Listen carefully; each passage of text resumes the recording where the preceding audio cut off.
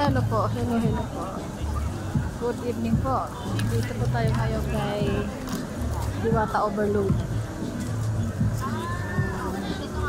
Andoon po si Diwata, nakatago sa kanyang kotseng puti. Ayaw lumabas at kasi daw ay pagod.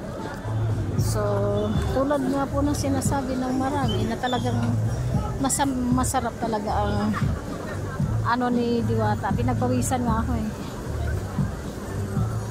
Ganyan po kadami. Ayan. Ganyan kadami ang kumitila sa Diwata na ano. Oh, grabe. Oh, kanina pa yan. Walang katapusan. Tapos from here, tapos ikot pa yan silang gandun. Talagang walang kasawa-sawa po. Talaga sila po ay nag-i-enjoy. At ako din naman ay nakiki-enjoy. Kaya, dito po tayo sa barbecue ni Diwata. Hindi ko nga lang nakita si Diwata eh, pero wow. Ayan. Ilan po sa inyo? Pwede ano? Magkano ba isa niya? Lahat na lahat. 30 pesos na. 30 pesos isa. Para sa'yo kuya, 50 pesos Para sa akin. Sige, kunin ko na pa rin lahat. Ang ganda na nagbabarbecue po dito. Dito lang po tayo kay Diwata po. Grabe. Dami po dito. Madami mga vlogger po diyang pupunta rito po. Ang dami po napupunta dito. Yan. So hindi nila kumbaga ganun ang mga Pilipino, naku-curious kasi sa tulad ng ganito, so amazing kasi ay mga puno-puno, tapos mas ang dami talaga, nakaka-amaze talaga yung business na Diwata, grabe. Tingnan mo kanina, nakita natin ang ganda ng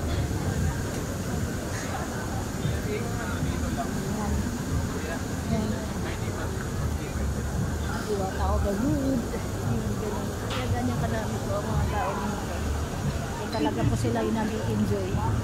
At ako po kanina enjoy.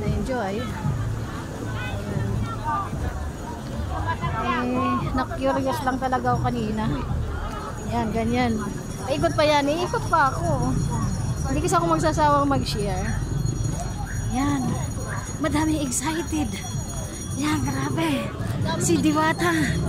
Andyan, nagtatago si Diwata sa kotse na. Yan, yung white na yan. Andyan siya sa loob. Ayaw niyang lumabas kasi nga napagod yata, nagkaroon yata ng problema kanina. So ikutin natin ito. Ganito po ka well known ang Diwata Pares. Yan, grabe po, ang dami pong pila. Ako nga kanina nahuli doon sa may kanto kasi nag-alanganin ako ng liko. So ang nangyari, yan, dito po sila nag-prepare ng mga pagkain. Yan.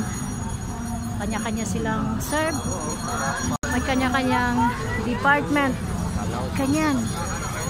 Ganyan po sila mag-serve. Yan. Yan. O, ganyan sila mag-serve. Ganun. So, iba po ang pwesto ng mga manok. Yun, hanggang dun. Yan. Iba't ibang klase mga tao ang dito pa nga si Diwata. Diyan lang muna tayo sa picture. Kasi sa personal, nandoon po siya sa loob ng kotse.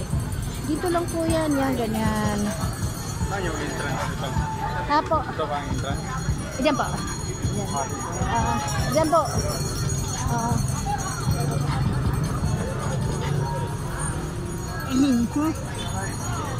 So maiksi pa yung vlog ko. Kailangan ko pang dagdagan.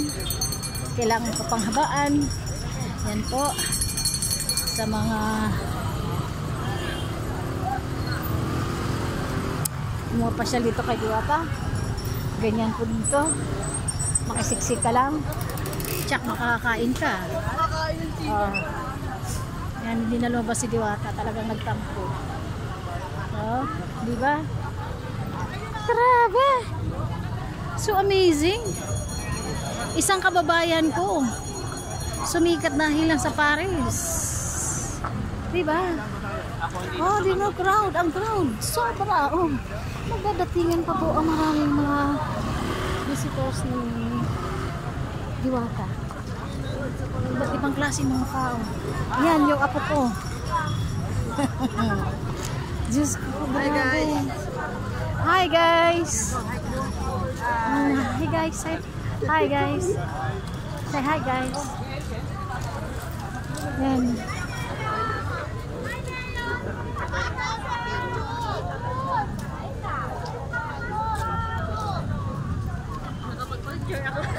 Kanina?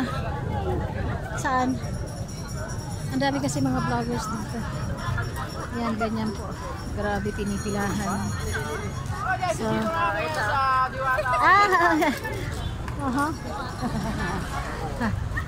ang dami. So, diba? Grabe. Hi vlog. Hi vlog. Ang daming gwapo nagdadaanan. Diba?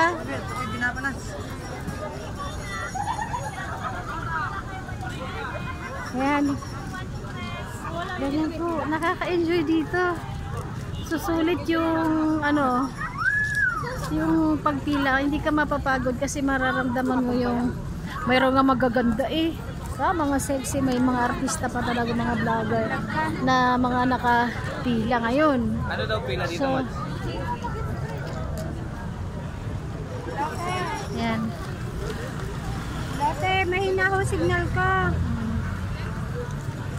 Yan po. O, dami mga dun. Mga sikat na mga vlogger na sa loob. Ayan. Mayroon pa yung punong-puno ng ito. Ito po. Ay. Isa po. Isa vlogger din po yan. Ha, picturean mo naman ako dito. Magpapapicture sana ako eh. Picturean mo nga kami. Yan. Magpapipicture ako kay Idol.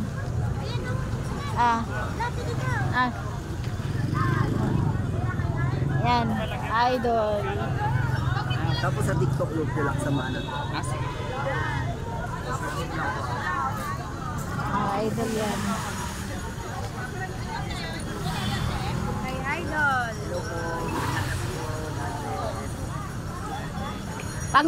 Anong pangalan mo, Idol? Sa TikTok po, Lupyo Laksamana po sa TikTok. Tapos sa page po, Lupyo Vlogs. Sa YouTube? Ganon din po. Okay. Okay po. Add kita. Salamat po. Punta ko lang yung mga to. Sa TikTok po. Lupyo Laksamana po. Ang aking isang vlogger. Dalaw yan, Gabion. Gusto ko sana mag-follow kasi hindi na ako pwede. 10,000 lang sa TikTok. Yung daya. Pwede naman po yun. Pag malaki na ang views. Opo. Kunti pa lang. Wala pa akong million eh.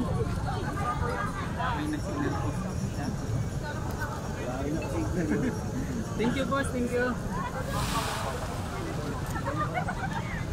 Hello vlog. Yun po. Sana si Diwata ay lumabas na. Para sulit ang saya. Kahit si Diwata po ay nakahiga doon sa kanyang kotse, siya po ay kumikita. So yun po ang dapat nating tularan. Natutulog ka lang pero kumikita ka po. Ganun lang po ang, kumbaga ibig sabihin, ang buhay ay wither lang. Siya ay dating binugbog, ngayon naman po siya po ay dinodumog. So ganun lang po ang buhay, di ba? So dapat walang inggitan, iwasan po natin mga Pilipino ang pagiging crab mentality. Kung umangat na isang tao, hayaan na natin siya. Huwag na natin pag-initan, huwag na natin siyang hilahin pababa. Ganon po dapat, walang hilahan pababa. Huwag na nagsisikap lang ang tao, huwag na natin tirahin, huwag na natin kaingitan. Instead po ay atin po siyang suportahan.